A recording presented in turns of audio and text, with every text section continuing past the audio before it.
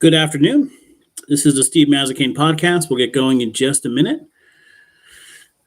We'll talk today about Bernie Sanders, some things that happened today on memes that are going out there, the media, and just a general conversation once we get going. So we'll give it a minute for people to join in. I hope everyone had a great weekend. The market seems pretty, the market did good today, and then the last 10, 15 minutes just dropped off.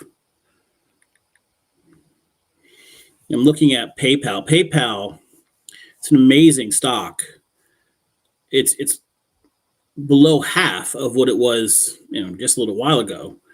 And the question with any stock is, when do you buy? When is the dip big enough to start buying? Because the worst thing you want to do is to buy and it just keeps dipping and dipping and dipping. And so it's a question of how far will it go. It's a good company. It's a solid company. It's not growing at the rate that it was before. So that's a question on when you get involved. So one of the things I was researching earlier today. But that being said, I'm glad to be back. Last time I was on, I was not feeling well and didn't feel good the rest of that week. And then last week, we didn't go live. So we're back live now. I'm hoping to do 4 shows this week. And then also next week as well. I think next week I will miss at least one day, possibly 2. But we'll see how that goes. In any event, I do appreciate it. I know when I'm not on, I get a lot of messages and emails saying, where are you? I look forward to you 4 o'clock. My bad. That's all I can say. There's things that come up, but either don't feel well or I'm in the middle of something else and don't come on. I will try to do better. That said, we do have a lot of local things to talk about the shoreline, Brantford, Guilford, East Haven, Tweed Airport, new candidates for office this year that are just announcing. Sean Scanlon running for state office, state Senate, state House seats, some rumors on who's running, who's not, who's challenging, who's not, those sort of things. We'll talk about those later in the week or next week as we get to those.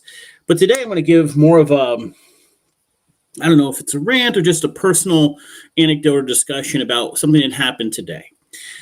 And part of my passion with this podcast is the way news and information are conveyed from politicians and the media is almost always biased in some way, shape, or form.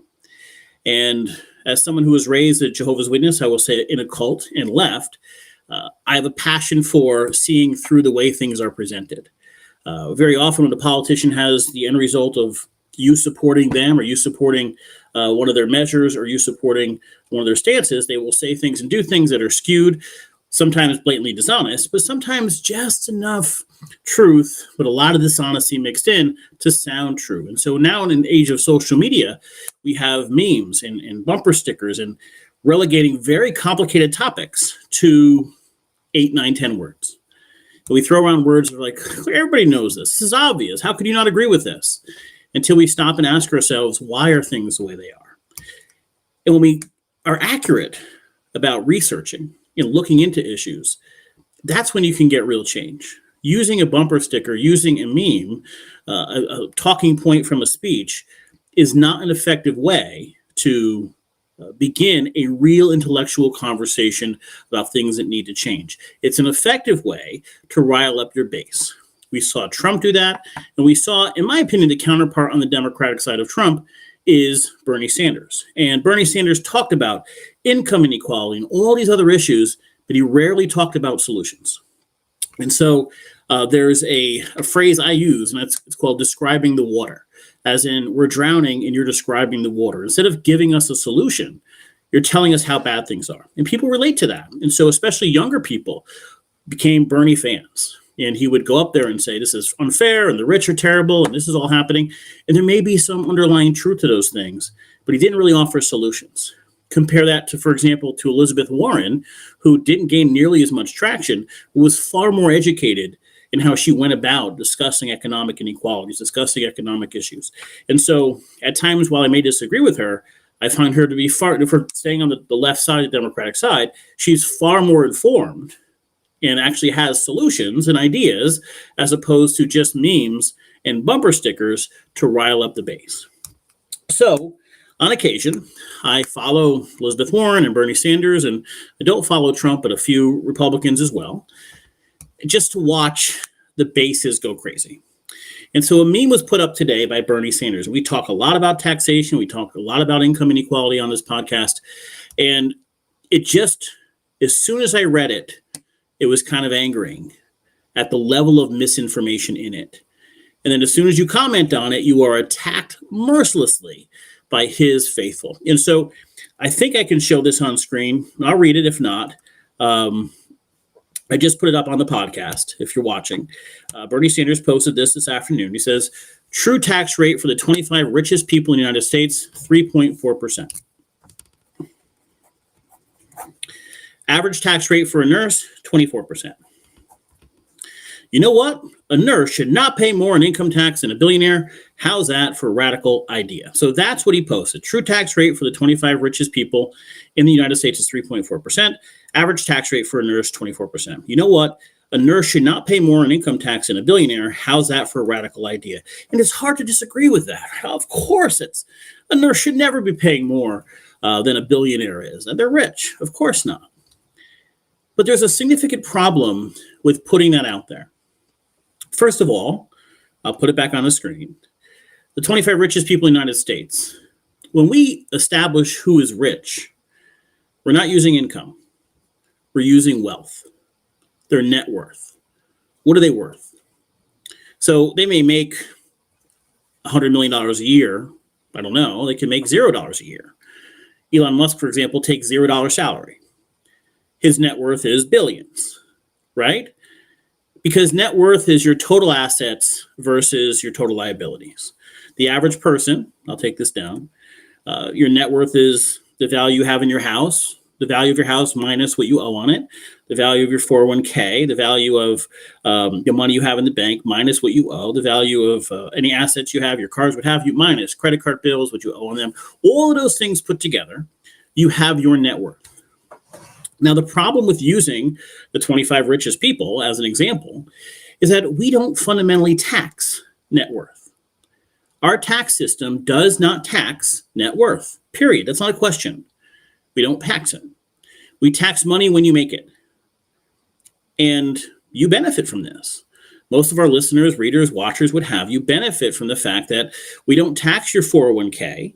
We don't tax the value of your home until you take a withdrawal from your 401k or sell your home. So last year, in an economy where your house value skyrocketed and your 401k did phenomenal the last 2 or 3 years after the shutdown, all of that net worth adds to your net worth, but you're not taxed on it. You're only taxed on income. So the first thing wrong with this meme, and we'll go back to it, is we're comparing net worth, the 25 richest people, to the tax rate of a nurse. Well, we're not looking at her net worth. We're looking at her tax rate, 24%. So let's suppose a nurse makes $80,000. After her deduction, she's down to $60,000. She may pay 24% of that $60,000. 2,400 times 6 is whatever, $15,000 in that ballpark. The richest people, they're saying a true tax rate is 3.4%. So the first issue is we're comparing apples and oranges, right? We're comparing net worth versus income. And Bernie's trying to make this comparison. We're not on the same page. But the second question I ran into was, what the hell is true tax rate? When it comes to tax rates, we have your actual tax rate, as in what bracket you're in, right? So you're in that 1 to 10,000 bracket, or the 10,000 to 15,000, whatever bracket it is, 9%, 10%, 15%, 20%. Then the highest rate right now, I believe, is 36.9% or 36.7. I'm sorry, that's down. Pre-Trump, it was 39%. That's your tax bracket. And then you have something called, and I'm looking at this average tax rate for a nurse, your likely effective tax rate, which is when you take all your income minus deductions, see what you paid in taxes, what percentage is your effective tax rate. Then we have something called a true tax rate. What the hell is a true tax rate? So we do some research. We find out that Bernie Sanders is using an article from ProPublica, which came out, I don't know, it's just a nonprofit group that does, I'm going to look at it now and pull it up. And what they did was they said they're going to use a tax rate of what they paid in taxes versus someone's net worth. And they came up with 3, 4 tiny percentages of their net worth. And the answer to that is no kidding. because people's net worth can grow exponentially, but they only pay taxes, as is fundamental in America, on money they make. Now, this isn't saying I don't agree with Bernie that we should find a way to tax the wealthy more. I agree with that. Fundamentally, I agree with that. What I disagree with is using false comparisons and false logic to make that point. I disagree with taking numbers just for their base and making them up. So now we have the 24% on a nurse compared to, which is not their net worth, just income, and we're comparing it to a tax rate on the entire net worth of wealthy individuals. Why don't we tax net worth? Well, the first question is, how do you do it? So Jeff Bezos in his garage starts Amazon, worth zero. Over time, it's worth $1 million, $10 million, $100 million, $500 million, $1 billion, $10 billion, $50 billion. It just keeps growing. He doesn't have that money. It's not in his bank account. It's just an asset that he has that's worth money. Your house that you paid $300,000 for 10 years ago that may be worth $450 now, you don't have $450,000 in the bank. You don't even have $150,000 in the bank. It's in an asset. If we were to say to you, I want 20% of that asset, it would force you to sell your house to pay that tax. We don't want that. It would force you to sell off some of your stock of your company as you're trying to grow it to pay that tax. We don't want that. That costs jobs. That is counterintuitive to growing a business and growing the economy. So at the end of the day, we don't tax those things for a very specific reason. Now, Elizabeth Warren, for example, had a plan to tax a one-time 2% tax on wealth. That's an idea. It didn't get very far. And there's many politicians looking for ways to begin to tax that. But the ultra wealthy is not new. We've had Carnegies, we've had Rockefellers, we've had very, very wealthy people that helped build our country. And if you want to know the role that the wealthy play, watch Shark Tank, where people who are billionaires set money aside in tax-protected items to give money to smaller companies to make more money. That's how it works.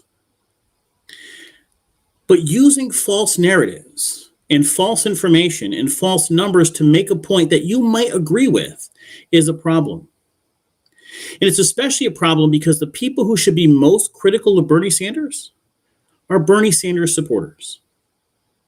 But they're most likely the ones that say, I don't care if he's using a false narrative.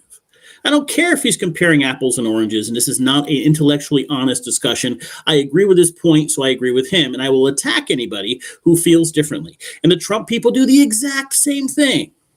I don't care that he's using a ridiculous point. I don't care that he's saying or tweeting something ridiculous. I agree with his end point, so therefore I don't care. I'm going to attack anybody who questions him. And so I want to give an example of something that happened in Brantford. And those that are not watching from Brantford, this is from Brantford, Connecticut, and I cover Brantford news. And about 6 years ago, and I'm using this because it's kind of within the Democratic circle, right? It's liberal groups. And I think it was 2015. You can look this up on Brantford 7, go back to about 2015 and Google East Shore Health if you want to read this article, just look for it. And a study came out from a group called Save the Sound. And the head of Save the Sound at the time was a Democratic operative in Brantford. The Republican had just announced he was running for re-election for first selectman. And suddenly this study shows up. And the study basically said that Brantford beaches were very unsafe, that they're contaminated. Now, to those not familiar with the shore and how this works, we have geese on most of our beaches and on our waterfront. And so after it rains, water washes geese fecal matter into the water. And so contamination levels are higher, and more every once in a while, the beach is closed. And so this report comes out, and this gentleman goes to the Rotary Club and the Chamber of Commerce and all these other organizations and goes to local news channels and puts out press releases on how Brantford beaches are contaminated right about the time the Republican was running for re-election. And we're like, okay, and you're a Democratic operative. Okay. And we get the press release, and I believe we published the press release, and we put it out there, but it was like, come on. So we get a call a few hours later from East Shore Health, and that's the local health organization, generally very liberal-leaning people working environmental jobs. And they said, Steve, can we talk to you? Come on in. This report is out there. We find it to be intellectually dishonest. We want to talk to you about it. And so I went into East Shore Health, met with 5 or 6 officials, and they started explaining why what happened. And what had happened was, after a storm, about every week, tests were being taken. And I'm remembering a little foggy from 5-6 years ago, but every week tests are taken on the water. And if it's fine, it's fine. And if it's not, the beach could be shut down and retested the next day. So instead of having 10 tests over a 10-week period with 1 or 2 negatives, or 20% negative rate, the negative test prompted a second test. So over 10 weeks, there would be 13 or 14 tests. But instead of just the 2 weeks being a bad week, 5 or 6 of the tests would show up as negative. So instead of having 20% of the time they were contaminated to the point they had to be closed for a day, it was basically out of 15 or 16 tests, 7 or 8 of them were negative. And it was drastically inflating the negative on these beaches. It's not honest. The amount of time wasn't increased. It wasn't out of commission half the time. But the numbers as presented made it sound like we had very contaminated beaches. The town's not doing anything about it. And these were tests, and these were numbers that were taken horrifically out of context. So East Shore Health said, wait a minute, you got to help us here. And so I wrote an article explaining that the numbers were nonsense and very much politically motivated. In general, no one disagreed that they wanted cleaner beaches. No one disagreed that we wanted to make sure we're doing everything we can to make sure our beaches are clean, are not contaminated, or safe to swim in. But that organization used false information and false narratives to promote it like crazy for political reasons. Now, since then, the first selectman has hired, I don't know if you know this, a dog service that has largely cleared many of our areas, especially Foot Park, of the geese. It used to be Foot Park was filled with geese shit. I mean, just constantly. You couldn't walk. You played hopscotch on the walkways. That's gone. The problem has been solved, or at least addressed to the best of our ability, and it was something we all wanted. So we could agree with Save the Sound. We wanted the same thing as Save the Sound. We wanted cleaner water. We wanted cleaner beaches. We wanted to swim in a clean sound. But it's not acceptable to post false and misleading information on anything to get your way. And this is why, whether I was a Jehovah's Witness having to evaluate a religion, or I'm a Democrat or Republican evaluating my own leaders, we have to be critical of our own leaders. If you're a Bernie fan, you have to be critical of Bernie. If you're a Trump fan, you have to be critical of Trump. If you're an Obama fan, be critical of Obama. That's who we are as people. That's how we get ahead in our thinking process and analyzing how to change things and make things better. Does it make sense that we have some sort of higher taxes on the wealthy? Yes, I agree. I would go back to 39% on the top tax rate very quickly. I would go higher. In the past, it's been up as high as 90%, and that was fine. But Americans are only taxed on income. And there's a reason for that. We want to encourage long-term investments. And so for those people that were saying they're billionaires, they're wealthy, they're Amazon or they're Tesla, that's not money they have in their pocket. To pay the tax bill, they have to sell more stock. They're not walking around with $10 billion in their pocket. It's just an asset that they have. Think of it this way.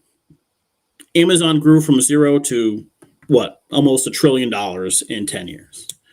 So your house, and you become the Beverly Hillbillies and hit oil in your backyard. Your house goes from $300,000 to $30 million overnight. Now, you very well may say, let's sell it and move out. But based on their current tax code, you would not pay any taxes on that house. The proposal is that we would tax wealth, so you'd be forced to sell it to pay a third or $10 million in taxes. Is that who we want to be? And that's a rhetorical question. That's up to you. But fundamentally, I made this comment today that it made no sense to Bernie's, that it made no sense to compare income tax versus wealth. There's no comparison because our system doesn't tax those things. We only tax money when it becomes money in your pocket, when you're paid it. That's not saying rich people don't do a lot of things to avoid taxes. Corporate payouts are a huge part of that. A CEO who is paid $8 million a year may take $1 million in cash and $7 million in stock options. So that money becomes long-term investments. Well, if they avoid taxes on it. There's a lot of tricks that people use, and we can cut back on those tricks. Both sides have said that. Mitt Romney's tax plan years back was not to change the tax rates, but to eliminate all the loopholes. Obama did some things to eliminate some of those loopholes. There are steps that can be taken. What we have to guard against is using false information to rile up the base. And if we're a member of that base, we have to be critical of the information we take in. Whether it's a politician or a religious leader or just a friend or our favorite sports team. Because we find ourselves wanting to root for these things as opposed to truly being critical of the information we take into our system and into our minds. And so if you hear some of these comments are amazing, and I go to it. You can go to my personal page and read some of them. And I'm attacked mercilessly by people who generally have no idea how taxes work. They have no idea that we do not tax wealth. And if you're going to start taxing wealth, tell me how. What would you tax? Property? Stocks? There's a reason we have something called capital gains in America. And capital gains is if you own something for more than a year, you pay 25% when you do sell it on any earnings. Because we want to encourage long-term people to invest. We don't want you in and out. We want you to invest. That adds stability to the stock market, to the housing market. Investment is a good thing. So we give them benefits at a tax rate that makes sense. If you raise that tax rate, there's a cause and effect that happens. If you were to say next year we're going to raise capital gains from 25 to 30%, what happens? Suddenly, anybody with capital gains to get sells that product, pays those taxes. You get a 1-year huge bump. That's great. What happens next year? A huge cliff. So good and bad things happen based on these plans. When Bernie Sanders is yelling out bumper sticker plans and memes that are disingenuous and intellectually dishonest, it does not promote an accurate, honest evaluation of our policies.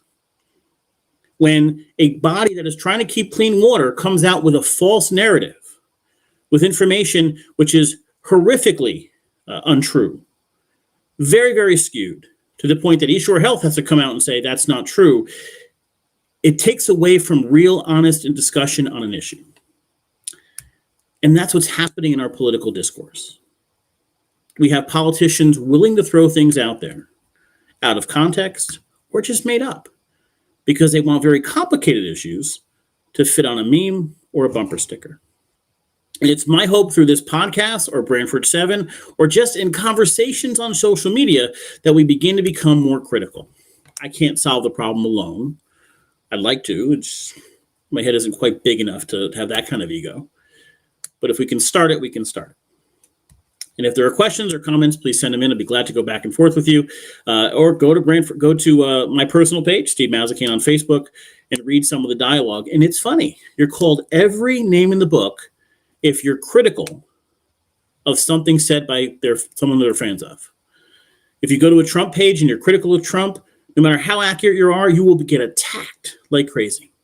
You go to Bernie's page, no matter how accurate you are, and you call him out for something, you will get attacked. It's entertaining. Kind of ridiculous to think that's the narrative in our country. You can be part of the solution. I can be part of the solution by being critical of the information that's out there, by being critical of the people we root for. I'm an Obama fan, but there were things he did I didn't agree with. And it's our obligation to be critical of those things. It was funny. I posted on the Bernie Sanders page, so people were going back and forth, and I was in the lines then, so it was called every name in the book. And some people went to my personal page, and about 4 or 5 days ago, I posted on universal healthcare and why I support socialized medicine. So I had a lot of individual messages saying, wait, what are you? Are you a Democrat or Republican? You sound like Trump. No, we look at issues individually. Do I support socialized medicine? I absolutely do support socialized medicine. Why? Because I think it's going to be a massive boom to the economy when people all have health care. I think people who want to start a business be willing to start a business. People who want to retire at 55 and have universal health care don't have to wait for Medicare. They can retire. That job opens up for somebody younger. We have higher pay because employers don't have to worry about healthcare premiums.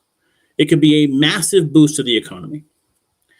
But that doesn't mean I'm not going to be critical of a Democrat who is posting things that are clearly misleading, clearly taking things out of context, and trying to take advantage of, quite frankly, the ignorance of many of their followers. Okay, that's my rant for today. We'll be back tomorrow, and I promise you, I know I've got questions. People are saying we will talk about some Brantford issues tomorrow. I know there's some development stuff. The church over on Bourbon Drive is back up for development. There's no really, the last plan had homes going on to a remodel. Now it's just a remodel, so it's not that big a deal, but there's a good number of apartments there. Amazon's coming up to planning and zoning. I think general people suggest, or in general, people are for that project, but we'll talk about that in a little more detail. We'll also talk about the COVID money that's coming to town. There's about $8 million of that coming. $4 million has already come.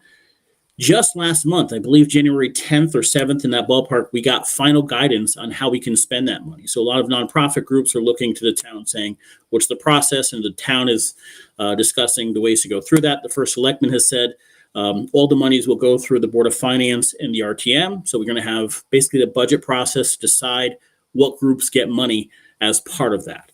There's some interesting ideas being discussed right now from many groups. So there's a lot of topics that we'll discuss over the next couple of days, including fields. That's still an ongoing discussion as well.